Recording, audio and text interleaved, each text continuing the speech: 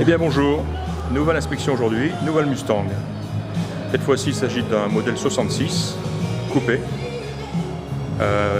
Voiture équipée d'un V8 de 289 cubic inch. Et celle-ci est un code A. Un code A, donc pour ceux qui ne le sauraient pas, une voiture équipée d'un carburateur 4 corps d'origine. Alors, je viens de faire un petit essai de conduite et elle m'a laissé une très bonne impression. Elle est nerveuse, elle a un moteur très sain, elle se lance bien dans les tours, elle accélère bien, les vitesses passent très bien, c'est une boîte automatique. Le freinage est assez puissant. Alors, chose rare sur une Mustang, celle-ci est équipée du freinage assisté, mais non muni de frein à disque à l'avant, hein. Donc c'est frein à tambour tout autour avec assistance et c'est très efficace. À part un assez fort tirage au freinage côté gauche, donc les freins, même s'ils sont puissants, auront besoin d'être vérifiés et ajustés. Voilà, donc un essai de conduite très surprenant presque, je devrais dire. Voilà, une voiture qui a de la pêche, qui tire droit, tant qu'on ne freine pas bien sûr. Au niveau instrument, tout fonctionne, j'ai tout testé, essuie-glace, clignotant, lumière, le chauffage, la radio, essuie-glace, je l'ai peut-être dit, j'ai pas essayé le klaxon. Alors tiens, on va regarder un petit peu l'intérieur. Alors, faute de goût à l'intérieur, c'est une voiture qui à l'origine, ça reste à confirmer, devait être blanche, extérieur blanc, intérieur rouge, hein, donc c'est le Wimbledon White, donc ça sans aucun doute, hein, bon, c'est sa couleur, probablement d'origine. Et je vois le tableau de bord qui est rouge, la console qui est rouge, la colonne de direction qui est rouge, la partie métallique des panneaux de porte est rouge, et par contre une grosse faute de goût, quelqu'un a mis des sièges noirs. Voilà, on a dû lui donner des sièges noirs, et puis des housses noires, et puis voilà, il a économisé quelques dollars. Il a fait une grosse cochonnerie. Les panneaux de porte ici sont maison, d'ailleurs ils sont bien rembourrés, donc rien à voir avec l'ordinaire. Enfin bon, une paire de panneaux de porte, ça coûte, je sais pas, je vais dire 40-50 $, donc ça c'est pas un problème. Ce qui est vraiment dommage, c'est les sièges, quoi. Ils sont en bon état, les housses sont belles, mais il faudrait qu'elles soient rouges. Et voilà. Donc là on a une Mustang couleur blanche Wimbledon avec un intérieur rouge comme il se doit. Et là on a quelque chose. Les roues qui semblent d'origine, c'est les roues GT, hein, Mustang de l'époque, hein, avant-arrière. Voilà, donc une voiture qui pourrait avoir un super look si on rectifiait ces 2-3 points à l'intérieur. Là une console basse, rouge aussi.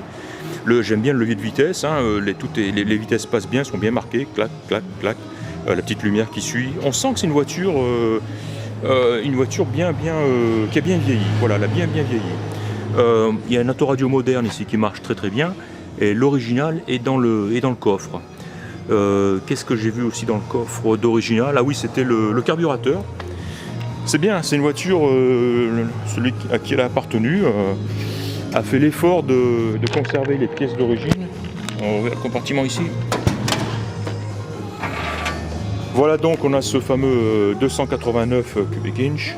Et donc j'imagine, on ne le voit pas ici, j'enlèverai le filtre à air, mais il doit y avoir un Edelbrock ou quelque chose comme ça, quoi. Mais le carburateur d'origine, enfin qui semble être d'origine, qui doit être un relais je pense, est dans le coffre, on le verra.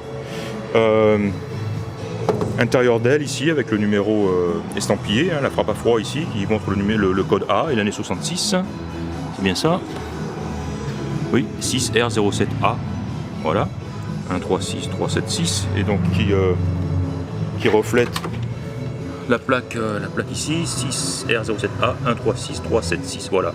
Alors voilà, je confirme, M, la couleur M qui est le Wimbledon White, hein, 65A, donc voilà, c'est le modèle standard, l'intérieur standard. Et puis 25, je sais pas, ça nous dira l'intérieur, la couleur de l'intérieur, voilà, automatique, voilà. Et Alors voilà, cette voiture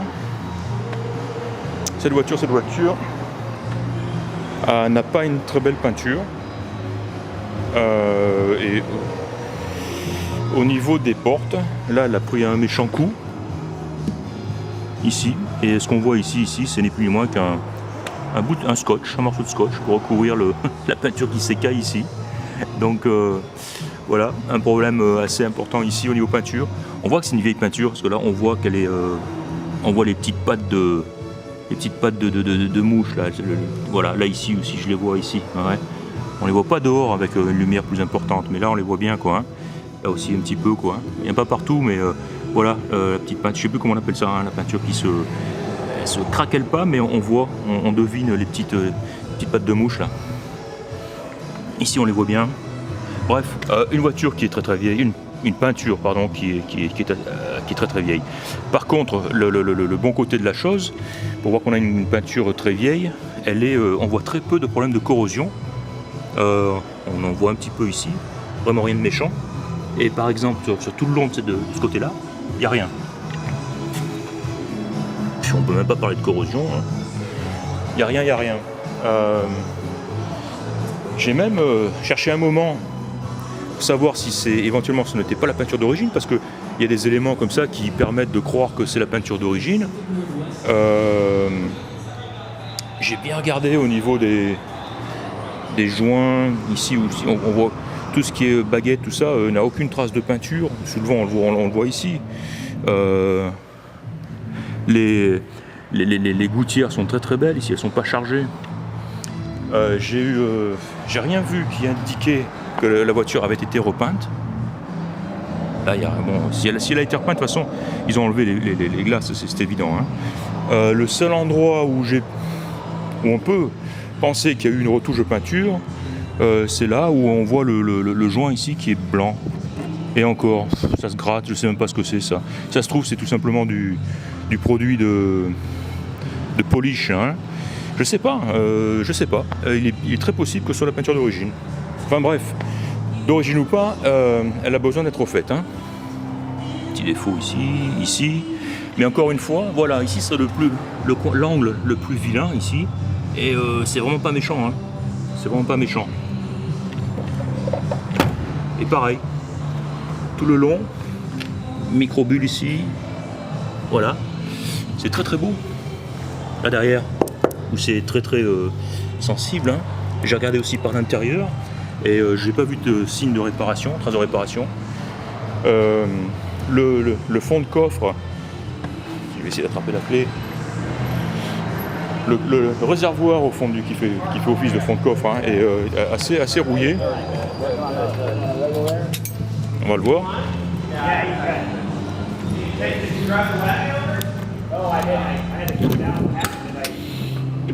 Voilà. La housse, pas sûr que ce soit d'origine. Enfin le réservoir lui par contre, la housse, le tapis de sol a dû à un moment donné être humide parce qu'on voit la rouille sur le réservoir ici. Hein. Faut le remplacer. Hein. Sinon, cette fameuse tablette ici qui d'origine, hein, ça c'est un bon signe aussi. Hein, quand on la voit qu'elle est encore là, c'est toujours un bon signe. Là c'est très beau. Et puis voilà, de ce côté, donc j'ai bien regardé et c'est solide au fond. C'est solide et il n'y a pas de trace de mastic, etc. Voilà, qu'est-ce que je vous dis? Ah oui, un cric. Voilà le fameux carburateur avec la plaque Fomoco ou intéressant. Donc ça c'est le relais, si je ne m'abuse, à vérifier. Et le bon vieux autoradio EM, hein, petite onde d'époque. Voilà, du bon. Des joints, des bricoles. Ça c'est on dirait des tirettes les tirettes qui sont connectées aux commandes de chauffage, qui fonctionnent d'ailleurs. Hein, elle fait du chaud, elle souffle du chaud, la ventilation fonctionne. Clac.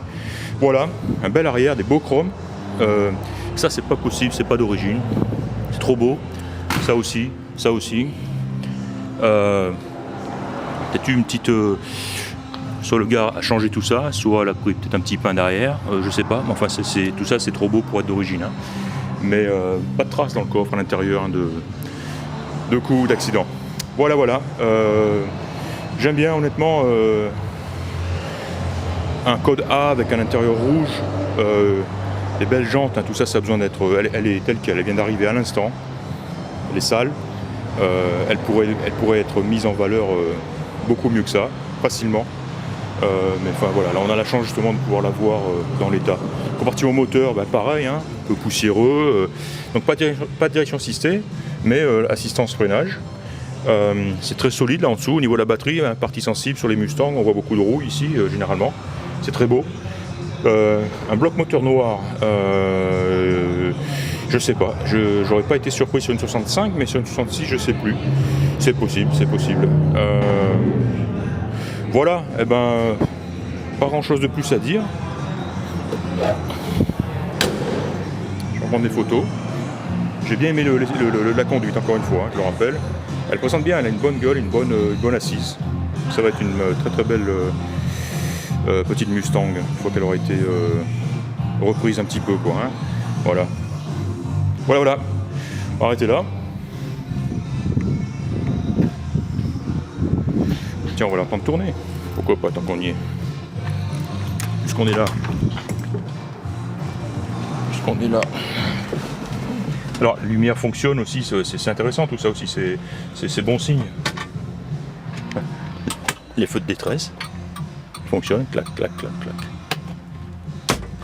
La casquette de tableau de bord est fêlée ici, et probablement là, donc à remplacer. Voyons.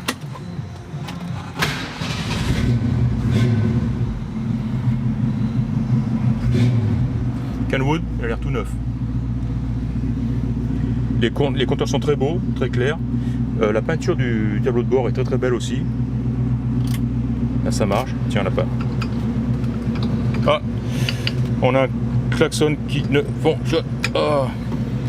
Le ciel de toit est blanc, il est en très bon état, un peu sale, il est un peu noirot, un peu grisâtre. Il faut le nettoyer, mais il ne faut pas le toucher. Voilà. Donc on l'entend un petit peu. Oh là, elle a un joli son de toute façon.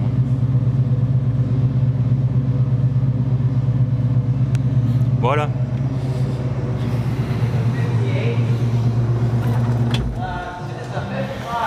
Voilà, mais je vais arrêter là cette fois, promis. Donc voilà, on a vu une Mustang 66 V8 code A. Merci et à bientôt.